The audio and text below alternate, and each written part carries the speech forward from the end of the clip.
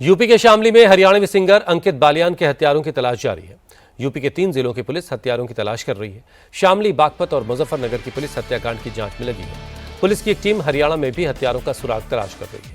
इस बीच हत्याकांड का सीसीटीवी सामने आने के बाद संदिग्ध की तस्वीर सामने आ गई है। ये सभी बाइक पर सवार होकर उस जगह की रेकी कर रहे थे जहां पर हत्याकांड को अंजाम दिया गया। अंकित बालियान की पोस्टमार्टम रिपोर्ट आ चुकी है। रिपोर्ट के मुताबिक अंकित के शरीर में 5 गोलियां मिली हैं, जबकि 4 बुलेट अंकित के बॉडी के आर पार हो गई। पुलिस अब सीसीटीवी का एक और फ्रेम तलाश कर रही है, जिससे हत्यारों का सुराग मिल सके।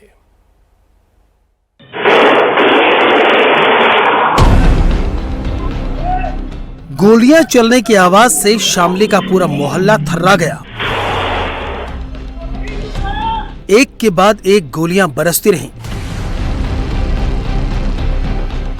9 गोलियां तो सीधे अंकित बालियान के शरीर में लगी। सीसीटीवी में दिख रहा है अंकित जिम से बाहर निकला और गाड़ी की तरफ गया। तभी घात लगाकर बैठे ये चारों युवक उसकी कार की तरफ बढ़े।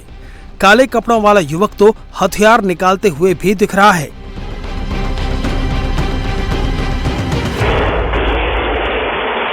चारों ने जमकर गोलियां चलाई।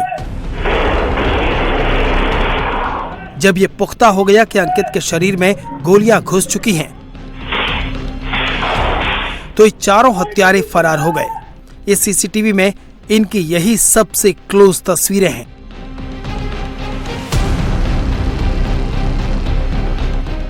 पुलिस के पास ये तस्वीर भी है। बाइक पर सवार ये युवक इस मर्डर केस के प्राइम सस्पेक्ट हैं।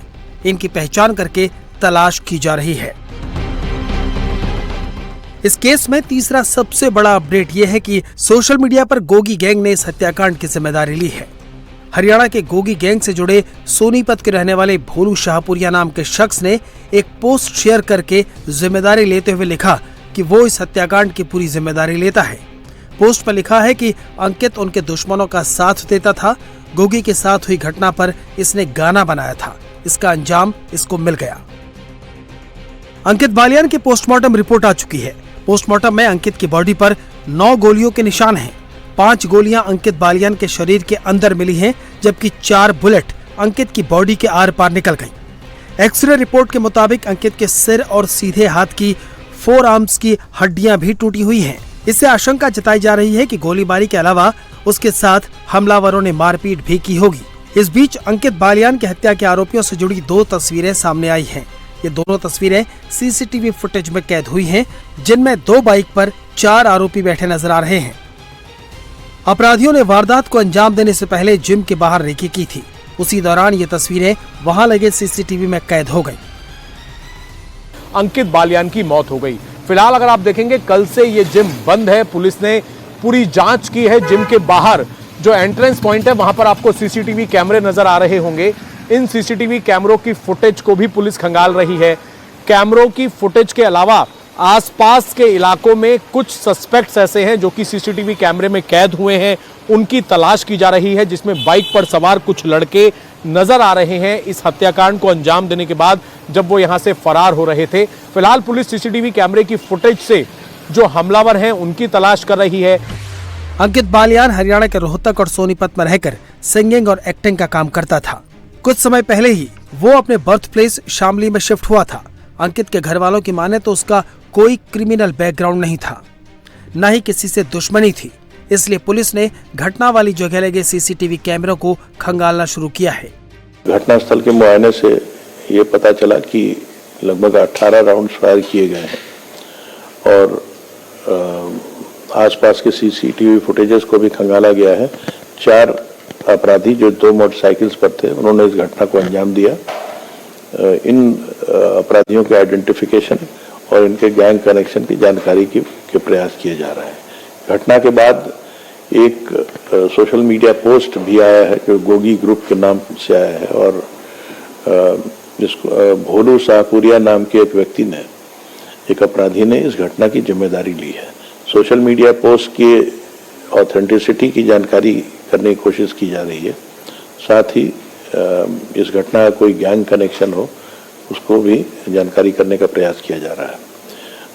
अंकित ज़्यादातर समय सोनीपत जनपद में रहते थे और पिछले कुछ महीनों से ये वापस शामली आए थे। शामली के ही मूल निवासी हैं। पुलिस हर अहम सुराग तलाश रही है। अंकित के इंस्टाग्राम प्रोफाइल को भी बारीकी से देखा जा रहा है। पुलिस इस जांच में जुटी है कि गोगी गैंग का अंकित बालियान से क्या कनेक्शन है। शामली, बागपत और मुजफ्फरनगर की पुलिस मामले की जांच कर रही है। पुलिस की 4 टीमें हरियाणा भेजी गई हैं। अंकित की हत्या से इलाके में गुस्सा है। बुधवार देर रात अंकित के शव का वीडियोग्राफी के साथ पोस्टमार्टम करवाया गया। गुरुवार सुबह अंकित का शव परिजनों को सौंप दिया गया। अंकित के घर के बाहर सुरक्षा को देखते हुए पुलिसकर्मी भी तैनात किए गए हैं। जो सोनीपत में है उनका ही कुछ झगड़ा है, हमारे को नहीं पता क्या झगड़ा है क्या नहीं है। या तो फ़ोन बताएगा, वो तो मर गया बताने वाला, फ़ोन बताएगा, फ़ोन से निकाल लो जो कुछ भी है, हमारे को कुछ पता नहीं। आप लोगों ने विरोध प्रदर्शन किया था, फिर पुलिस ने अभी आप लोगों को क्या बताया है? एसपी ने ये बताया था कि मुझको 4 दिन दो और FIR लिखवाओ और मैं कार्रवाई करूँगा।